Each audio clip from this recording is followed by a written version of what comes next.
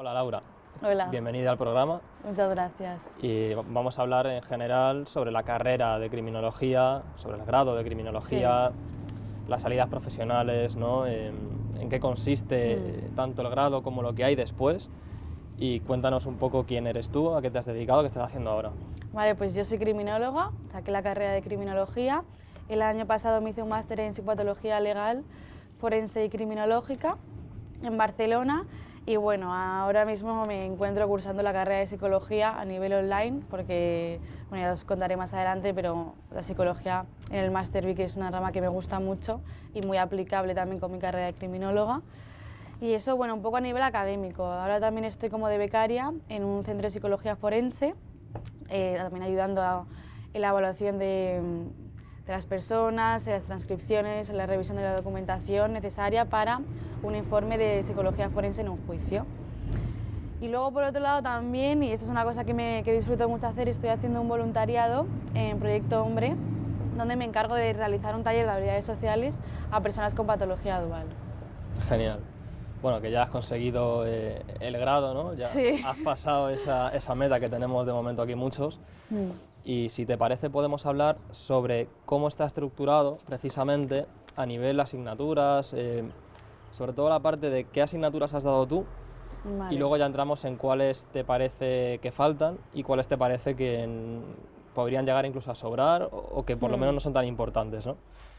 Vale, pues mira, yo siempre que hablo de criminología lo divido como un poco en que tienes temas de derecho, psicología, sociología y tema ya pues más criminológico, que es criminalística.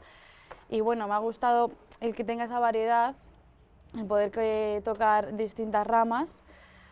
Pero, por ejemplo, en derecho pues ves derecho penal, que es muy importante, derecho penal 1, derecho penal 2, derecho procesal, también derecho penitenciario. Luego en psicología pues ves como la introducción, psicología de la personalidad, sociología también importante, y luego a nivel más criminológico pues victimología, policía científica, tema de seguridad, política criminal. Y bueno, esas son un poco así las asignaturas que he tenido, que no me acuerdo mucho de todas, que ya han pasado ya 2 años, pero sí. O sea, recogiendo un poco son diferentes disciplinas, ¿no? Sí. Como integradas en una única disciplina, ¿no? Es un poco Claro, lo que hay. es multidisciplinar, entonces tienes varios ámbitos, entonces mucho psicología, también se toca mucho medicina legal y forense. Tenemos medicina legal forense 1, medicina legal forense 2, y ves un poco de cada ámbito. Vale. Y de todas estas asignaturas, ¿cuáles consideras tú, digamos, imprescindibles, que bajo ningún punto tendríamos que sacar de criminología?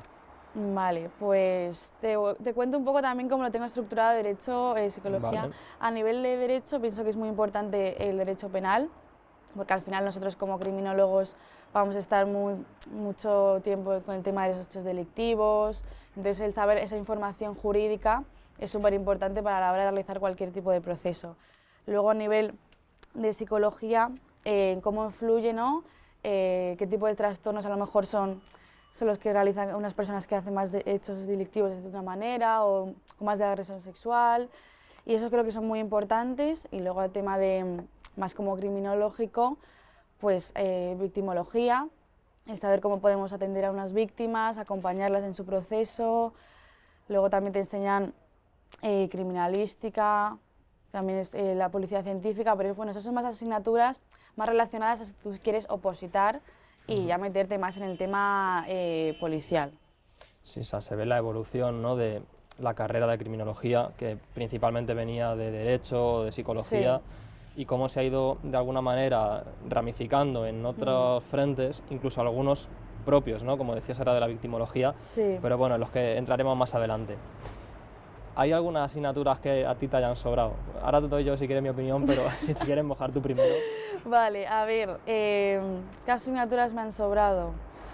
Pues a lo mejor, como estaba comentando, yo soy una persona que tenía muy claro que a lo mejor no quería entrar en un cuerpo policial, porque la criminología abarca mucho más que lo que a lo mejor la gente está acostumbrada a ver, que es policía, guardia civil, abarca muchas más ramas. Entonces hay muchas asignaturas que están relacionadas con el cuerpo policial. Incluso hay una propia asignatura de saber cómo funciona el cuerpo policial. Entonces a mí esas me han sobrado un poco porque a lo mejor yo no quería enfocarme tanto en eso. Y es verdad que hay muchas asignaturas de eso. Entonces esas son las que a lo mejor diría que me han sobrado un poco más. O por ejemplo, en tema de penitenciario, el derecho penitenciario, esa asignatura está como muy ligada al tema jurídico, pero no he visto que hay una asignatura que realmente a lo mejor te enseñe una evaluación en un sistema penitenciario, cómo se hace un seguimiento de un interno en un centro penitenciario como criminólogo. Eso es lo mejor que sí que lo he podido echar de menos. Sí, yo en el tema penitenciario, que además es una asignatura que disfruté bastante, sí que he hecho en falta que a lo mejor que se aborde desde otras disciplinas, ¿no? Es verdad que en nuestro caso fue jurídico, que obviamente es necesario, pero sí que podríamos de alguna manera abordar el entorno penitenciario o a la persona presa o a la persona que está, digamos, rehabilitada en sus derechos en la calle. Podríamos estar nosotros en ese entorno, tanto con una vertiente más psicológica o más criminológica propia, ¿no?, como desde un entorno jurídico. O sea, a lo mejor sí que faltarían más asignaturas relacionadas con todo esto, tanto factores de prevención previos a la cárcel o previos a la reincidencia. Posterior. Eso es. Y bueno, sí estoy de acuerdo con lo que has dicho de las asignaturas de policía. Igual, fíjate, si quitase yo las asignaturas de policía, me centraría más en las cadenas de custodia y sobre todo en la realización de informes. Es verdad. Para eso sí que necesita cierta base de lo que va a hacer la policía, pero es que ellos son policías. Y si luego tú dentro de la policía, si es que opositas, te quieres formar en científica o en lo que sea, ya te forman ellos. Pero como criminólogo tú lo que puedes aportar es, dentro de ese marco legal o de alguna manera jurídico-psicológico, ¿no?, pues tus conocimientos propios. Así que sí, van un poco de la mano nuestras opiniones, ¿no?, en todo esto. Pues si quieres añadir algo más de las asignaturas, lo metemos ahora. Y si no, pasamos directamente al tema profesional. ¿Qué expectativas tenías cuando saliste y cómo se ha dado la situación? Vale, pues de las asignaturas, pues a lo mejor comento brevemente que he hecho en falta a lo mejor asignaturas relacionadas con la elaboración de informes, no tanto de seguimientos de objetivos, tema de detectives privados y demás, sino informes a nivel judiciales, a nivel de centros penitenciarios, sí que lo he echado de menos. A lo mejor asignaturas más actualizadas como puede ser la ciberseguridad, que está ahora mismo en auge, o de como prevención de delitos sexuales y demás, eso sí que lo he echado de menos. Y bueno, a nivel profesional, la verdad que yo cuando entré a criminología no sabía muy bien a dónde iba a ir todo esto. Me lo imaginaba como detective privado o tema de inspectora. Y cuando salí, la verdad que me di cuenta que tenemos bastantes limitaciones. Yo creo que la figura del criminólogo todavía no está vista muy bien a nivel laboral, o no se conoce las aportaciones que pueden dar. Entonces salí, la verdad que empecé a buscar pues, en el ámbito de atención a las víctimas, en reinserción, en el ámbito de prevención de delincuencia juvenil, pero está muy limitado porque supuestamente ya hay otras figuras que cumplen nuestras funciones, cuando en verdad nosotros podemos aportar otro punto de vista más global y más multidisciplinar. O sea, ¿dirías que hay cierta sensación de intrusismo por parte de la criminología dentro de esas áreas? Sí, porque yo creo que se ve como que siempre está acompañada, ¿no? Siempre va acompañada del jurista, siempre va acompañada del psicólogo, del trabajador social, pero podríamos hacer una labor donde les podríamos a dar una visión distinta y además tener nuestras funciones propias como criminólogos, que yo siento que hay algunos profesionales que no lo pueden realizar, pero no porque no quieran hacerlo, sino porque no tienen los conocimientos que a lo mejor tenemos nosotros. Y esto que comentábamos, que además lo estamos hablando antes, ¿no? De que frente a ese posible intrusismo, ¿no?, que muchas veces se escucha, sí que tenemos ciertas perspectivas propias, ¿no?, que podrían oscilar en torno a la victimología, a la victimización secundaria, a la directa o a la indirecta, ¿no? ¿Tú qué dirías de esto? Sobre todo ahora que has estado tocando un poco estos palos una vez acabada la carrera, ¿qué es lo que opinas sobre esto? Mira, yo me he dado cuenta que nosotros a lo mejor podemos aportar mucha información a nivel, por ejemplo, el tema de victimología, la victimización secundaria, todo el proceso que sufre la víctima por negligencias judiciales, el tema que se le hace declarar muchas veces, o luego que tiene el juzgado, hace el juicio y ya está. Ese acompañamiento a la víctima posterior es algo que podríamos realizar nosotros porque podríamos conocer los factores de protección, los factores de riesgo que puede conllevar esa víctima a la hora de cómo va a entender lo que ha pasado y demás. Y, por ejemplo, eso a nivel victimología. Luego, por ejemplo, lo que estábamos hablando antes de las aulas, de que hay un montón ahora mismo de delitos, o sea, procesos de bullying, que nosotros podíamos detectar las señales que a lo mejor dan los niños, que no se dan cuenta en las aulas de el niño que es más tímido o el niño que es más agresivo, ¿por qué el niño hace bullying? ¿Por qué ese niño se está comportando así? Pues a lo mejor antes de que se pueda realizar ese delito, nosotros podemos formar a los profesores para darle como un taller donde puedan detectar las señales y poder prevenir que se cometan esos delitos y además que el niño tenga en su sistema educativo un bienestar. Entonces, así conseguir prevenir ese tipo de victimología y luego a lo mejor también prevenir que ese niño luego realice conductas más agresivas o vaya por el lado que no es, y nosotros ahí nos podríamos meter, yo creo. Esto sería un poco la victimología, ¿no?, desde su enfoque más general, ¿no? Sí. También hablábamos antes de que hay una victimología, o una victimización, perdón, secundaria, Sí. y una victimización directa e indirecta, ¿no? ¿Esto en qué consiste y qué papel podríamos también tener aquí? Vale, la víctima directa es la persona que sufre el propio delito contra su misma persona, y la víctima indirecta es a lo mejor aquel familiar o cónyuge, una persona que haya tenido una relación análoga, o familiares a lo mejor de escala directa, una persona que a lo mejor o ha muerto o ha desaparecido y no se les tiene con mucha consideración en los juicios, pero esas personas también son víctimas indirectas y además está en el estatuto de la víctima, que estábamos hablando antes que estaba poco reconocido, que no se ve prácticamente la figura de la víctima.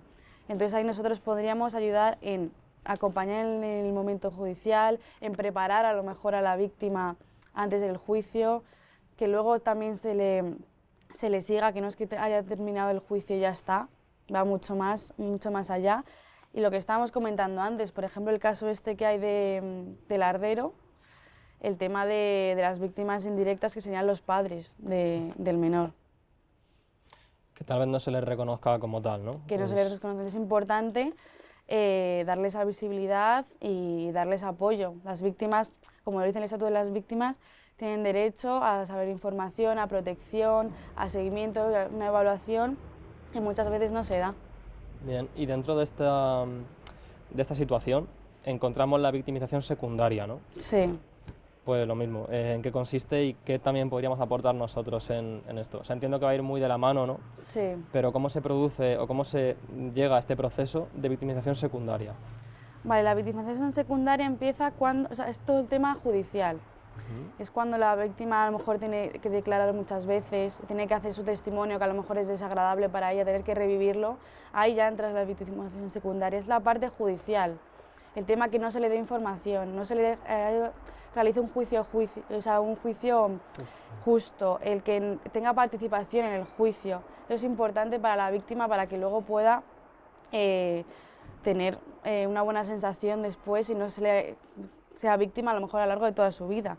Entonces ahí nosotros podíamos entrar para preparar el juicio, en el acompañamiento en el juicio, el que a lo mejor que una víctima de agresión sexual o de violencia de género no pueda ver a lo mejor su agresor en el juicio. Nosotros ahí podemos entrar los factores de protección, factores de riesgo que a lo mejor tiene esta víctima, haciéndole una evaluación individualizada, porque a lo mejor no todas las víctimas son iguales, no sufren el mismo delito igual.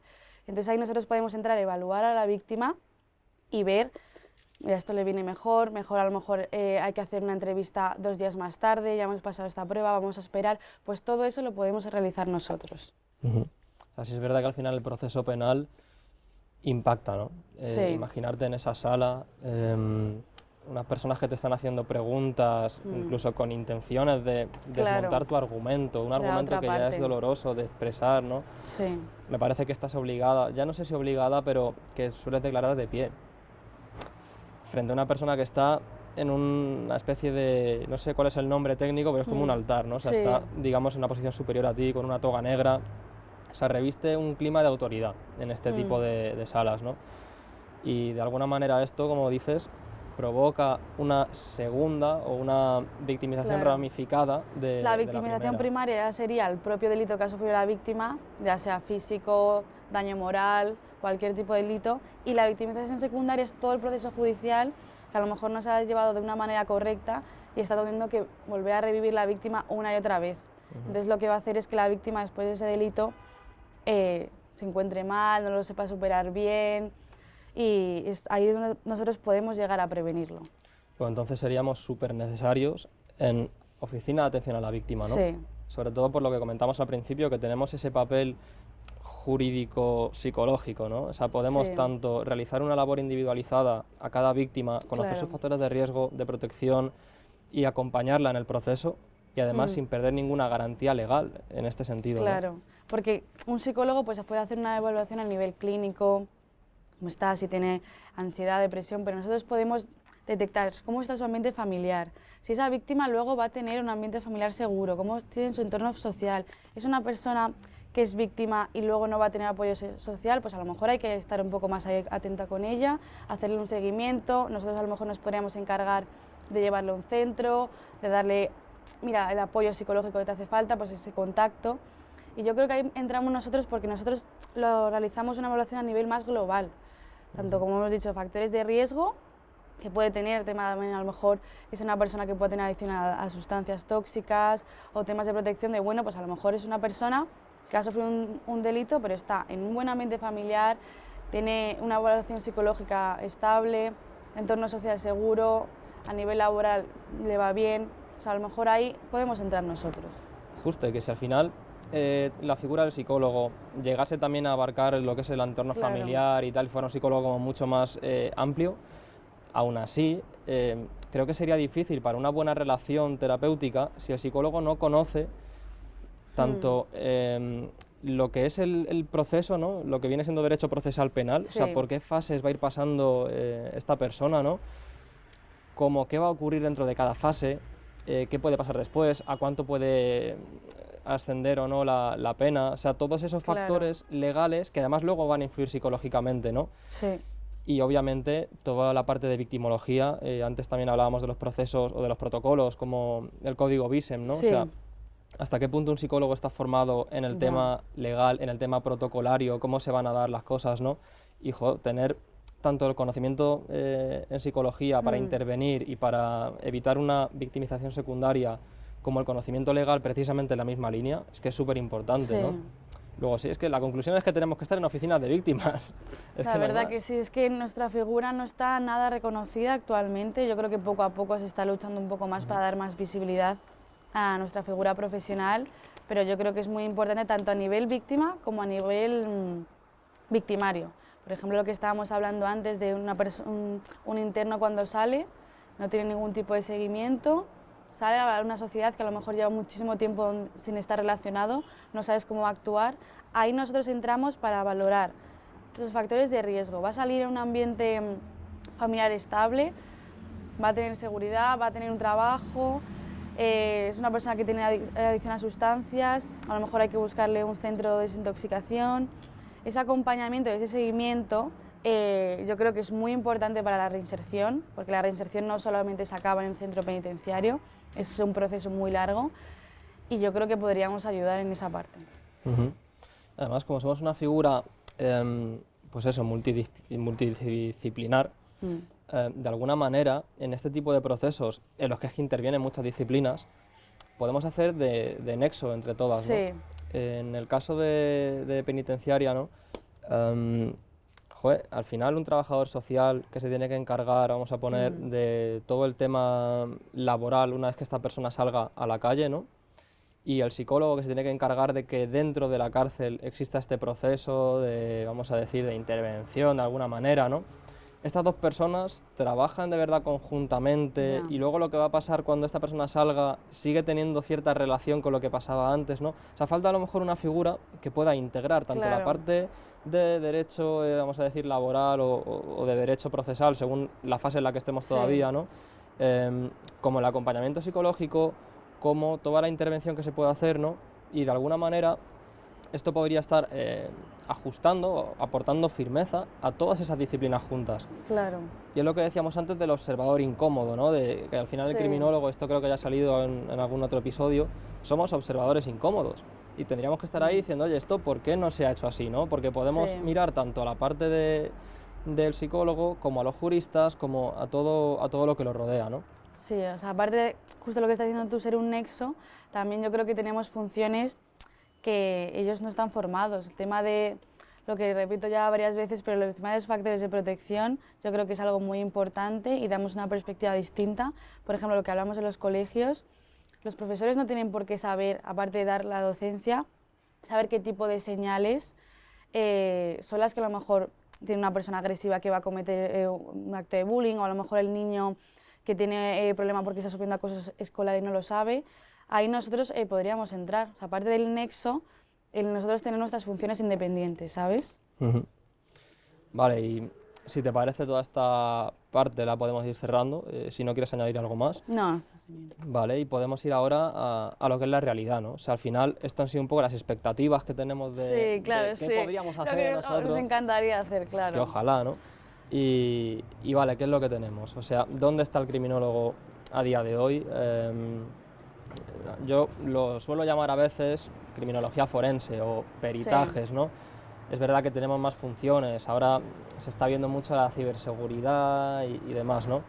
Pero bueno, ¿tú qué es lo que te has encontrado? Mira, voy a ser sincera, voy a contar mi experiencia. Salí y empecé a mandar currículums de atención de oficina de víctimas, tema de delincuencia juvenil, y no existe la figura del criminólogo. Existen trabajadores sociales, educadores sociales, psicólogos, psiquiatras. No existe directamente. No existe. No existe la figura del criminólogo en ningún de ese tipo. Entonces, bueno, yo, como había comentado antes, me hice el máster en psicopatología forense, que donde me pareció muy interesante. ¿Qué pasa? Que ese máster está muy enfocado a pruebas psicológicas, psicométricas, que solamente pueden realizar los psicólogos. Entonces dije, bueno, ¿ahora qué hago? Tengo un máster que tampoco puedo hacer nada porque solamente puedo pasar estas pruebas.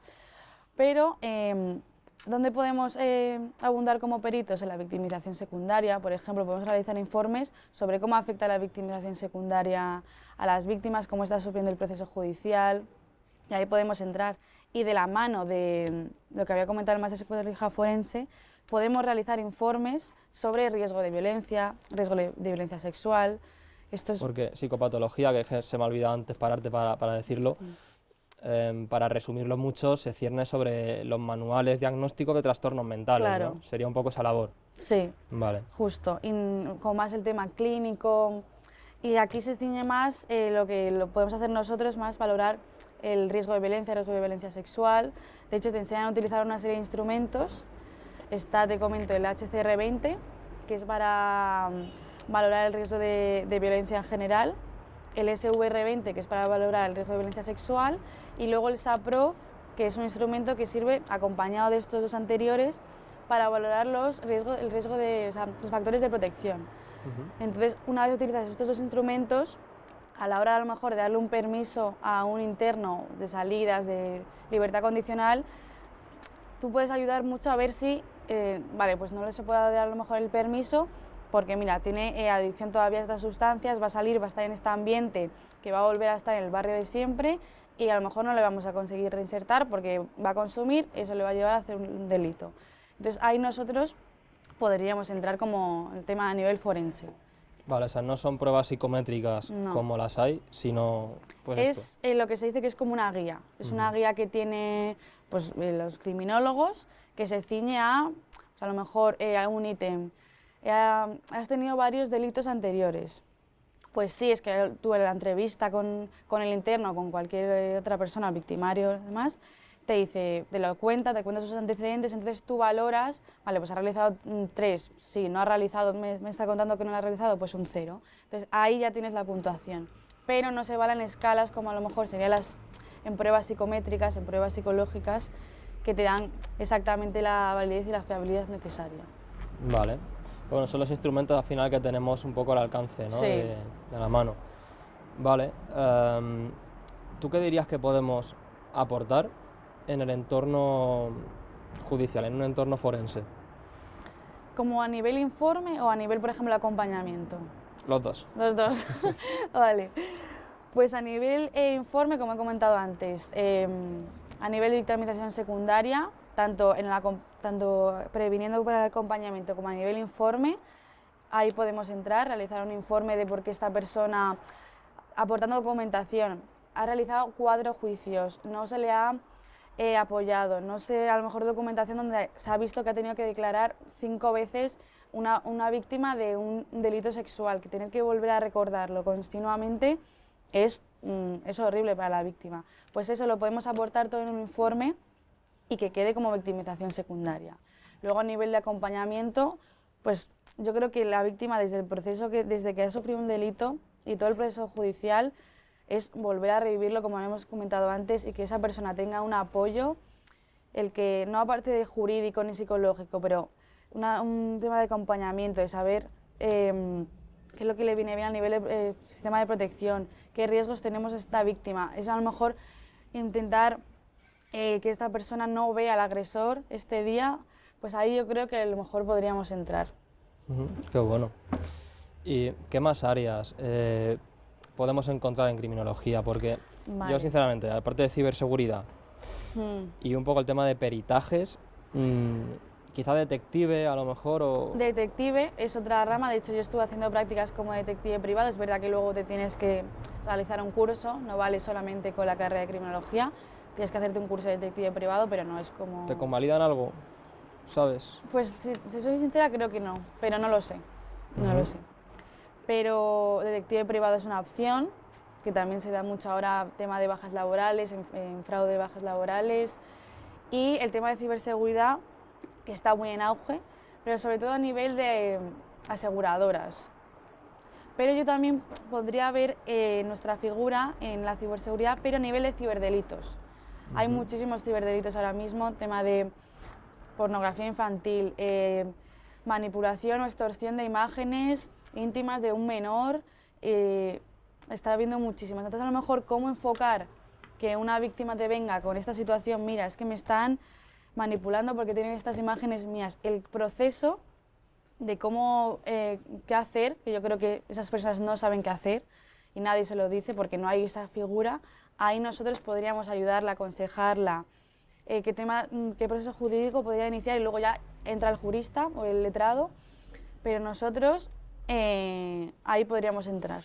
Fíjate que ahora estoy pensando que es un mundo el de las redes sociales, sí, un tanto desconocido, entonces imagínate para la víctima, ¿no? Porque al final tú has sufrido una estafa o han difundido fotos tuyas y, hombre, veo con cierta probabilidad, como es tan accesible a todo el mundo, ¿no? Que lo primero que se le diga a una víctima es: ¿y tú para qué te metes en esta página, no? ¿Tú para qué mandas esta foto? Se le machaca. Eso también forma parte también a lo mejor de la victimización secundaria, que vuelves a tener que dar explicaciones cuando en verdad tú eres la persona que está sufriendo el delito. No le tienes que preguntar a la víctima por qué has hecho esto, no. Vale, tenemos esta situación, vamos a ver qué podemos hacer y vamos a ver el proceso penal y también el proceso psicológico que conlleva, o sea, abarca un montón de áreas. Podría haber muchas victimizaciones, ¿no? Secundaria, la gente del entorno, terciaria, la gente de judicial. O cómo afrontar a lo mejor esa niña o ese niño que se le han difundido esas imágenes, el tener que volver a su colegio. Es un proceso muy complicado, encima para niños o personas menores, y yo creo que ahí podríamos acompañarles, asesorarles y también, ya no al nivel post, sino en la prevención. Yo creo que hay muy poca información de cómo se manejan las redes sociales y ahora cada vez yo creo que hay gente más pequeña utilizando redes sociales ya desde más pequeños, gente con móviles, usando de una manera mala la información, y yo creo que ahí nosotros podríamos entrar para enseñarles un poco cómo utilizar esa información, qué consecuencias tienen a lo mejor ciertas cosas, el mandar una imagen o hablar ahora con alguien que no conoces. Yo creo que nosotros ahí podríamos ayudar a los menores a que vieran los riesgos y poder prevenir ciertas conductas que posteriormente se podrían dar. Ya, es que somos especialistas al final en los delitos, ¿no? Sí. Entonces, además cuando hablas de prevención, podemos hacer prevención tanto a un nivel general, una primaria, ¿no? Como a gente con factores de riesgo o que ya les haya pasado, prevenciones secundarias, terciarias y demás. Y desde este punto, pues como bien dicen, ¿no? Llegar a colegios, llegar a niños, llegar un poco a toda la población y trabajar desde ahí. Es que no sé cómo no se dan cuenta de que con la cantidad de delitos, agresiones sexuales, violencia de género, suicidios, todos los problemas que tenemos, que hay una figura por ahí flotando un poco en el aire que es especialista en todo esto y que puede aportar su granito de arena, ¿no? Sí, a mí es que, de hecho, yo me enfoco mucho en el tema de la prevención, me parece súper importante porque siempre hablamos de los delitos ya cometidos, pero nadie habla de cómo se podría haber prevenido. Es que a lo mejor estamos con un niño delante de nosotros que da ciertas señales y es porque está sufriendo en nivel familiar consecuencias, cosas negativas, o tiene problemas de autoestima.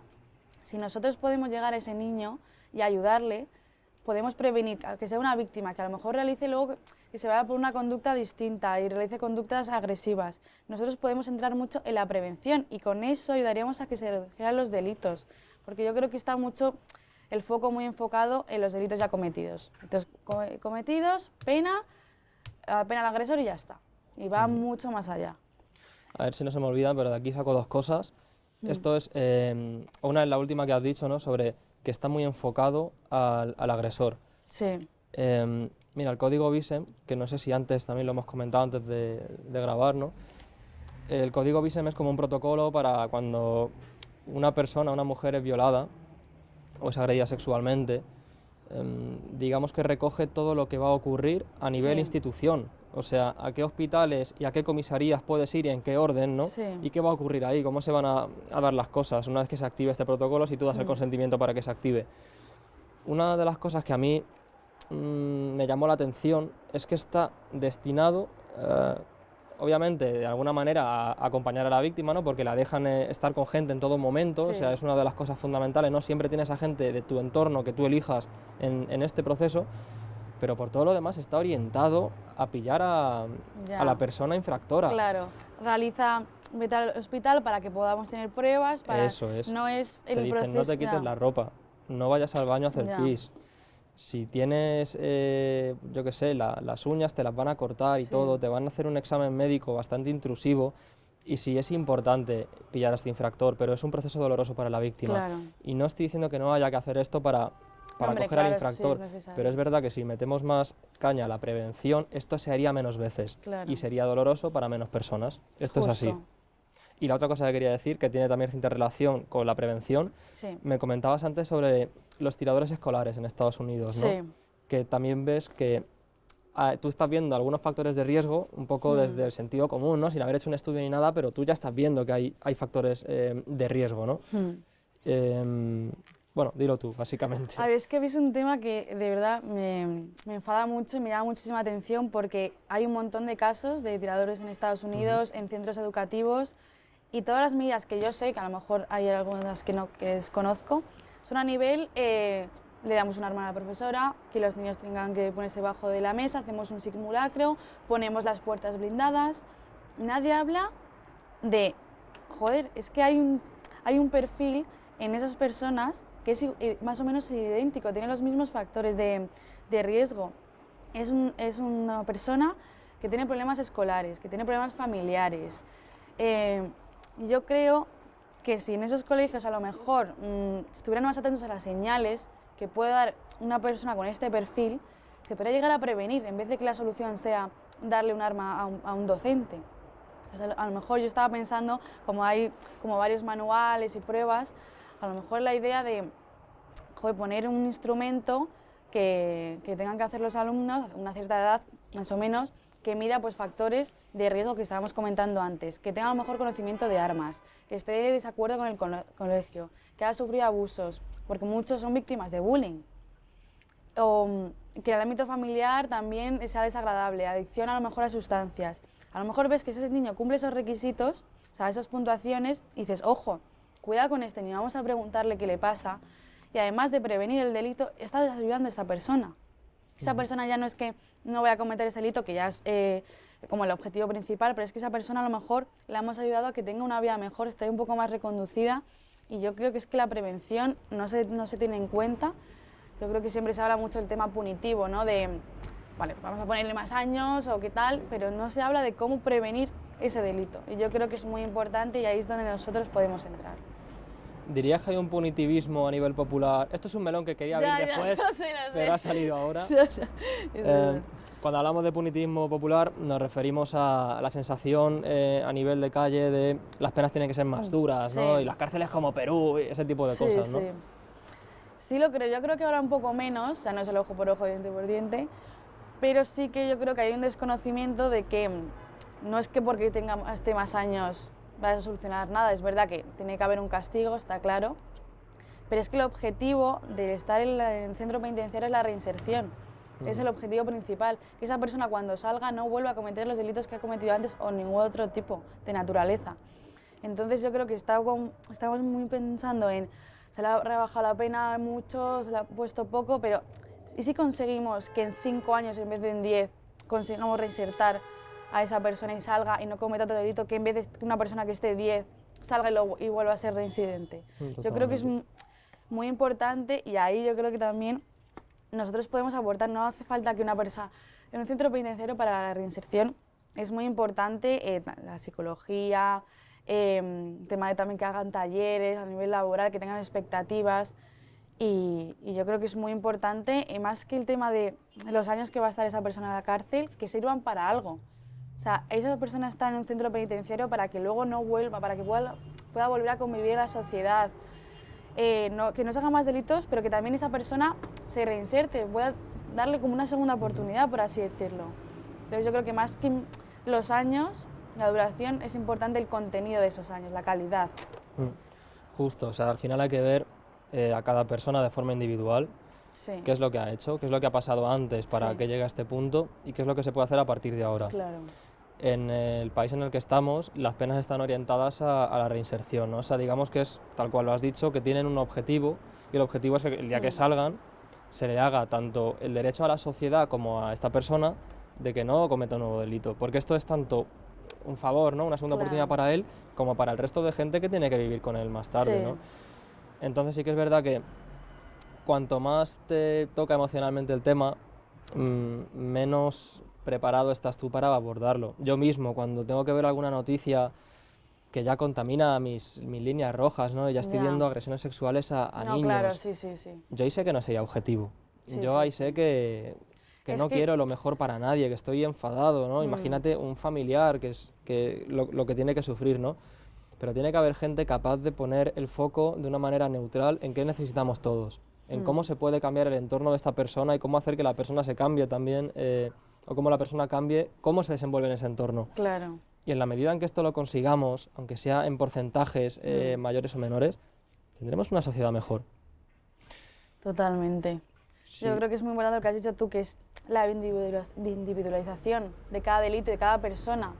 No es lo mismo, a lo mejor un delito que ha cometido un joven haciendo un robo con 15 años porque tiene un ambiente familiar inestable y se ha criado en un barrio donde está acostumbrado a ver esos delitos, pues a lo mejor es normal o sea, no es normal, pero lo ha normalizado, pues va a cometer ese delito. A lo mejor si luego le damos la perspectiva de que eso no es lo normal, que hay otras salidas, que puede estudiar, que le damos la oportunidad también de estudiar, de trabajar, esa persona cuando salga, ese niño que a lo mejor luego sale de adulto, le damos otra oportunidad y contribuye a la sociedad y no vuelve a realizar más delitos.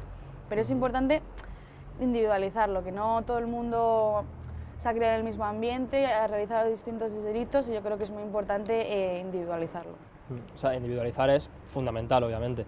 Aunque sí que es verdad que cuando tienes a tanta gente, de alguna manera buscas patrones comunes para agilizar o para meter dentro de un porcentaje al mayor número posible, ¿no? Al final es como una red de pesca. Pues te dejas a la gente fuera, pero estás cogiendo un montón, ¿no? Y, joder, si puedes elaborar un perfil y puedes ver qué circunstancias dirigen a esa persona o le influyen en que al final delinca, joder, si estamos viendo que en el tema de tiradores escolares, un crimen, digamos, tan extremo, tan radical en ese sentido, y el perfil es de una persona que está siendo acosada. Claro, es que me llama muchísimo la atención cómo no ponen el foco en prevenirlo. Es que, una alarma a la profesora y ya está. Pues, joder, vamos a ver qué chaval está sufriendo acoso escolar, tiene este ambiente familiar negativo, y vamos a prevenirlo, vamos a ayudarle a él y vamos a ayudar que estos delitos no se sigan cometiendo, porque es que se cometen muchos delitos de este tipo. Joder, si vemos el perfil de bandas, se suelen llamar bandas latinas, pero al final son bandas integradas por muchas personas diferentes etnias y demás.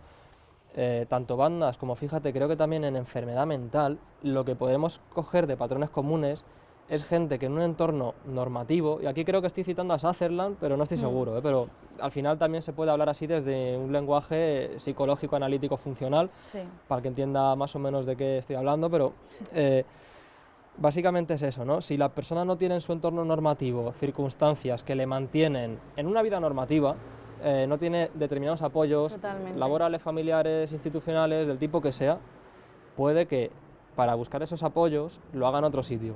Y puede que ese otro sitio, que a nuestros ojos es no normativo, a él le esté ofreciendo cosas que sí que le dirijan o que sí que le mantengan en eso. La seguridad del grupo, el apoyo, totalmente. Encima las bandas ahora, que están en auge, que intentan a lo mejor siempre coger a perfiles vulnerables, con baja autoestima, que saben que no tienen apoyo social, pues son las personas que tienen un perfil que van a entrar más a esas bandas y luego va a ser muy complicado salir de ellas. Entonces, si nosotros podemos detectar que esa persona le falta apoyo social o tiene otros factores de riesgo, podemos intentar darle las herramientas para que él mismo construya su buena autoestima. Bien, ahí hacemos el nexo con el psicólogo, o apoyo social o el ámbito familiar, y que esa persona se nutra de esas herramientas que le van a ayudar a llevar una vida, como decimos, normativa y prevenir esos riesgos. Claro, es que ¿quién te mete en una banda?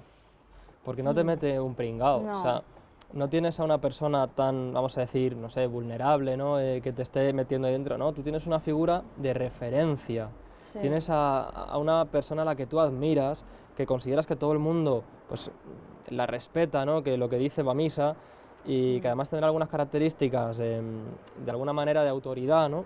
Y esa persona es la que a ti te puede meter en la banda. Y además le reviste cierto atractivo. Tienen, digamos, su propio código, su sistema de valores propio, toda la tropa que llevan detrás. La pertenencia al grupo hace mucho a la hora de, si estás, te ves un poco marginado, estás solo, con la autoestima baja, en casa no te va bien, en el colegio no te va bien, aparece de repente un grupo que te dice que va a estar contigo, que te va a apoyar, que encima los ves como a lo mejor guays o tal. Amor de sangre. Sí, pues es que vas a entrar y encima buscan ese perfil de víctimas, no van a buscar una persona que tenga un buen entorno social, que esté bien en el sistema académico, familiar, no, buscan a gente vulnerable. Y además en las bandas lo que se está viendo es que los delitos los cometen menores. ¿Por qué? Porque, menores de 14 años, porque no tienen ningún tipo de responsabilidad. Entonces estás metiendo ya, forzando a niños. Cuando hablamos de ningún tipo de responsabilidad, es que un menor, con 13 años menor, puede poner en un atentado, matar a 500 personas, que quitando responsabilidad civil... Que la pagan los padres. La pagan los padres, no tiene responsabilidad penal. Aquí en España no va a ir a la cárcel. Eso es otra cosa que se estaba discutiendo yo creo ahora, porque, no sé, yo es que pongo la tele y me encuentro que si violación de menores de 14 años a una niña de 13 años...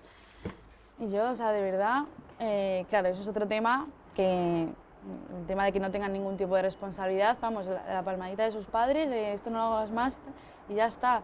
Y yo creo que ahí habría que abundar para que esos menores vean que están haciendo un delito, las consecuencias que tienen y poder prevenir que cometan futuros delitos. Es que además en el tema de la prevención aquí, choca frontalmente la cultura. Yo me he dado cuenta que la pornografía y la cultura del porno que tenemos hoy en día, un porno asqueroso. O sea, que yo defiendo que si hay un derecho sobre la autonomía corporal y tú quieres expresar o tú quieres ganar dinero de esta manera, totalmente legítimo. Ahora tiene que haber un control. O sea, no puede ser que gente de todas las edades acceda a todo tipo de porno, porque eso no. O redes sociales que hay ahora como el OnlyFans, por ejemplo. ¿Quién controla a lo mejor que no es una menor de edad la que está ahí subiendo fotos? Yo creo que esa información es muy importante. Yo creo que ahora hay tanta información que coges tan fácil en internet que es muy complicado no realizar un delito, no coger mala información. Yo creo que es importante que la gente tenga buena información de saber las consecuencias que tiene cada cosa y a nivel, eso lo que dices tú, de pornografía también. Y lo que decía del choque de cultura, ¿no? Porque mientras tienes todo esta explosión de contenido sexual en la red, tienes a una generación de padres que no tienen ni puñetera idea de cómo abordar el tema. Claro. Porque muchas veces pasa que, oye, habrá padres maravillosos en este tema, pero yo no los he conocido.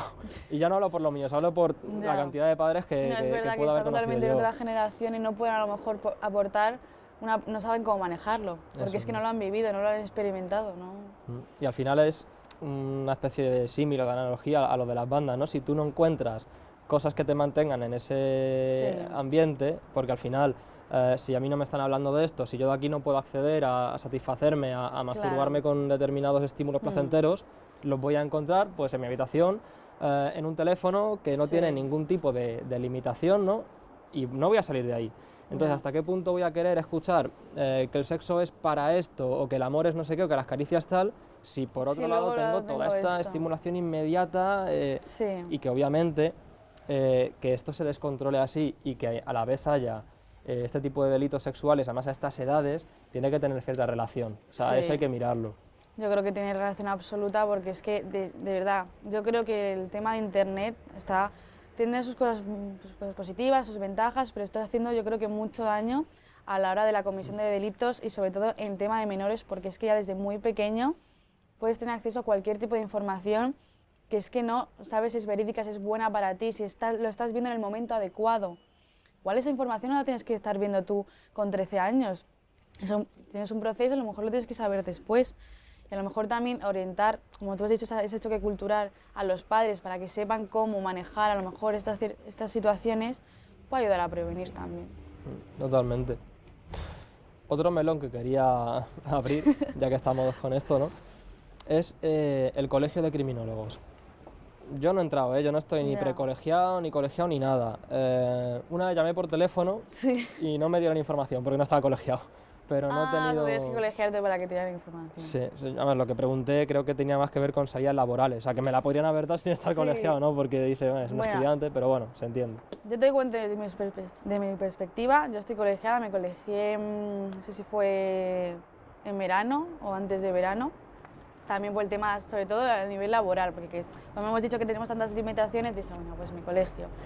Y yo tuve la sensación que el nivel de bolsa de empleo, por ejemplo, yo estoy metida en un grupo de Telegram donde van mandando links de LinkedIn, de Infojobs, donde hay ofertas de criminólogos en toda España. Y luego también te ofertan el tema del peritaje. Pero es que yo ahí, la verdad que no manejo, es el tema forense, y como yo podría realizarlo, tema de victimización secundaria, pero no sé si ahí entra la caligrafía, balística y demás.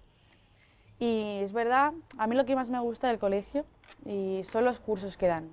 Dan cursos bastante interesantes, por ejemplo, hice un curso de victimología secundaria, hice un curso de criminología situacional, y para los colegiados pues aplican descuentos bastante importantes, y es verdad que es muy interesante, y vas viendo información, también te da la información, o sea, también te dan la oportunidad de estar en un grupo de trabajo de distintos ámbitos, que yo es que no me he informado muy bien, pero entiendo que es para debatir, a lo mejor crear otras perspectivas, tener otras ideas, pero a nivel laboral yo no estoy sintiendo que me está ayudando mucho, la verdad. Al fin y al cabo, a nivel laboral... Pero desde mi perspectiva, lo digo, que no... Está difícil, ¿no? Es que a nivel laboral como criminólogo está difícil por cualquier lado. Es que es una carrera que sola yo creo que es imposible, o sea, o muy complicado a nivel de tener un puesto profesional. Siempre está como acompañada de algo, ¿no? Derecho, criminología y psicología, un máster en tal, pero yo creo que también es problema de que la figura del criminólogo no está muy visible. No se sabe qué hace el criminólogo, la gente sabe. Yo cuando cuento a mis amigos o hablo con gente nueva y les digo que soy criminóloga, CSI, tal, ¿sabes? Ventas criminales. No, nada que ver. Entonces yo pienso que hay que trabajar un poco en darle visibilidad, el saber qué puede aportar, que es que de verdad que yo pienso que podemos dar una perspectiva muy importante, como estamos relacionados con a prevención de delitos y en centros educativos, en ambiente familiar, no sé, creo que nuestra figura es muy importante, pero está poco reconocida. Sí, una cosa que además se me ocurre, yo soy bastante estudioso, ¿no?, de alguna manera, de psicología. Digamos que tengo una base sólida. Una base, o sea, no sé mucho, pero tengo una pequeña base ahí que está sentada, ¿no? Pero claro, ¿qué pasa con esto? Tú, por mucho que puedas entender el comportamiento desde un paradigma científico, la gente no se mueve así. Ya. Entonces, la práctica real, la sociedad, está inundada de una cultura, quiero decir, divina de alguna manera, ¿no? O sea, no estamos tan cientificados en sociedad, si es que esa palabra existe, que no lo sé, pero bueno. Y al final el criminólogo se mueve también en esos ambientes, ¿no? Entonces, muchas veces una ciencia no puede utilizar su lenguaje en un juicio, porque al juez no le vale. A lo mejor si tú a un psicólogo le preguntas qué es una secta, te puede hablar del proceso por el que una persona llega, pero ¿qué es una secta realmente, no? Porque es que a lo mejor de cara luego a aplicarlo en el tema forense, no importa tanto qué es lo que esa persona ha ido sintiendo, lo que esa persona, por cómo, digamos, ha dado las situaciones, se ha movido, no es eso tan importante como la definición en sí de qué es una secta para saber si esa persona ha estado o no. Aunque hayan ocurrido todos los procesos psicológicos implicados en una persona que se va a una secta, necesitas una definición que no es científica. Y este es un ejemplo tonto, ¿no? Pero pasa con todo. O sea, al final, es lo que decíamos al principio, el criminólogo tiene tanto una parte científica del comportamiento que se puede parecer a la psicología, como una parte jurídica, que viene de una sociedad, ya digo, divina, del sentido de la justicia, la libertad, el libre albedrío, pues todo esto, si de alguna manera lo integramos, pues te queda un criminólogo. Claro, o sea, totalmente. Yo creo que, no sé cómo hacerlo, pero que la gente, tanto las profesiones como psicólogos como juristas, tengan más información sobre lo que podemos llegar a aportar. Yo creo que es importante. Empezar desde ahí, el que sepan en qué les podemos ayudar y en qué es nuestra especialización individualizada, o sea, es algo nuestro. No sabes cómo hacerlo, la estamos haciendo ahora. La estamos haciendo ahora mismo. Hay que divulgar, tenemos que darnos a conocer. Yo como estudiante, lo que estudio de otros, ¿no? Y lo que otros han hecho, pues divulgarlo también de alguna manera. Sí, totalmente. El código Bisen del que hablaba antes, si lo buscáis en internet puede que os cueste encontrarlo. Yo cuando lo busqué en su día, me costó encontrarlo, estuve un rato diciendo tal, y es un protocolo fundamental para todo. A la que lo encontré, hice un resumen y se lo pasé a todas mis compañeras de clase y dije, oye, esto, guardarlo como, vamos, es necesario conocer qué os va a pasar si un día ocurriera esto, que Dios quiera que no. Claro, y es gente, por ejemplo, eso mismo que has dicho tú, no tiene acceso a la población, la gente no tiene ni idea. Se habla mucho de, por ejemplo, violencia de género 016, pero eso me parece muy importante, saber cómo hacer y que estemos nosotros también para apoyarles en todo este proceso, no darles simplemente la información y ya está, sino que tengan a alguien durante todo ese proceso de la mano. Ya se me ocurre, un día tenemos que hacer un podcast sobre todo este tipo de información necesaria, digamos, en ese sentido, ¿no? De todos los números de teléfono, todos los puntos en los que puedes solicitar ayuda, oficina de víctimas, comisarías a las que ir, a las que no, hospitales pues a los que ir, a los que no. Me parece muy buena idea. Venga, pues siguiente podcast puede ser sobre esto. Vale, pues con esto damos cierre, ¿o quieres añadir alguna cosa que no hayamos dicho? Que se le dé importancia al criminólogo, que podemos aportar muchas cosas y a la prevención también enfatizar ahí, y ya está. Muy bien, pues nada, un placer. Igualmente.